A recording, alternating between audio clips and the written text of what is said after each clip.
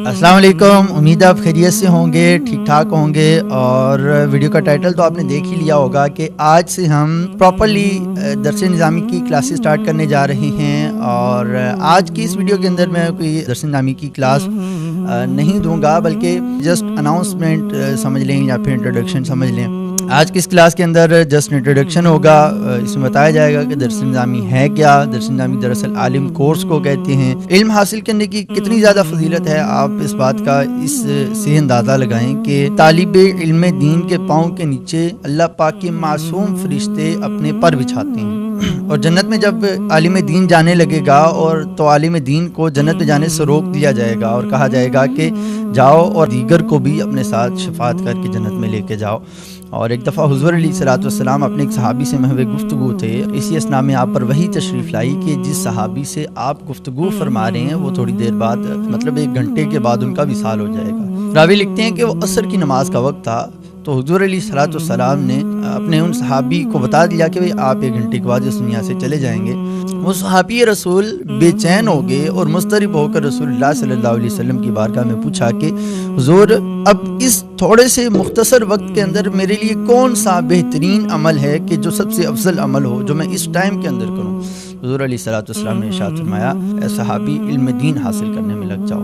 وہ صحابی علم دین حاصل کرنے میں لگ کے، راوی کہتے ہیں کہ ابھی مغرب کا وقت نہیں ہوا تھا، مغرب کی نماز سے پہلے ہی وہ صحابی اس دنیا سے چلے گئے. اب راوی لکھتے ہیں کہ اگر علم دین حاصل کرنے سے افضل بھی کوئی عمل ہوتا تو حضور علیہ الصلوۃ والسلام وہ عمل کرنے کا ارشاد فرماتے. تو اس سے اندازہ لگائیے کہ علم دین حاصل کرنے کی کتنی بڑی فضیلت ہے. آج ہم درس نظامی یعنی عالم کورس کرنے کی ابتدا کر رہے ہیں. جنہوں نے شروع کیا تھا وہ مکمل نہیں کر پائے، اور جو پریکٹیکل لائف میں پھنسے ہونے کی وجہ سے یا پھر اسٹوڈنٹ لائف میں ہونے کی وجہ سے وہ چاہتے ہیں کہ ساتھ ساتھ ہماری پریکٹیکل لائف بھی چلتی رہے، ہماری جاب بھی چلتی رہے، ہمارا کالج اور یونیورسٹی بھی چلتی رہے، اور ساتھ ہی ساتھ ہم درس نظامی بھی کرتے رہیں. ان کے لیے بڑا سنہری موقع ہے کہ وہ بالکل درس نظامی یہاں سے کر پائیں گے. کوشش ہوگی بالکل بگنر لیول سے لے کے چلا جائے، بنیادی لیول سے، بالکل ابتدائی لیول سے.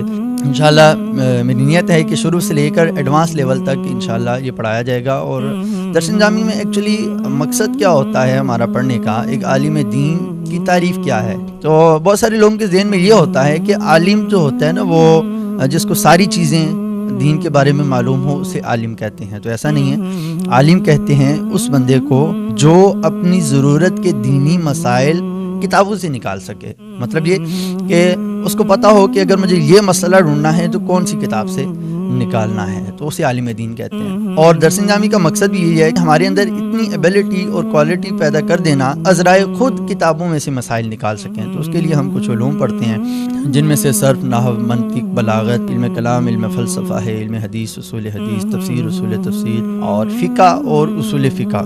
یہ علوم ہم پڑھنے کی سعادت حاصل کرتے ہیں. ان میں درجہ بندی اگر کی جائے تو سب سے پہلا درجہ آتا ہے علم صرف پڑھنے کا، کیونکہ علم صرف کے اندر ایک لفظ بنایا جاتا ہے. ڈیفینیٹلی اگر آپ کو اپنی جاب کے ساتھ، اپنی یونیورسٹی اور کالج کے ساتھ، اور یا پھر اپنی پریکٹیکل لائف آپ کی جو بھی ہے اس کے ساتھ ساتھ درس نظامی کرنے کا موقع ملتا ہے، عالم کورس کرنے کا، تو ڈیفینیٹلی آپ کو کرنا چاہیے. اور اس کے لیے میری آپ کو ایڈوائز یہ بھی ہوگی کہ آپ زیادہ ویڈیوز نہیں دیکھیں، اور جتنی آپ سنبھال پائیں، جتنی آپ کو ایزیلی ازبر ہو سکیں، آپ اپنی ویڈیوز دیکھیں.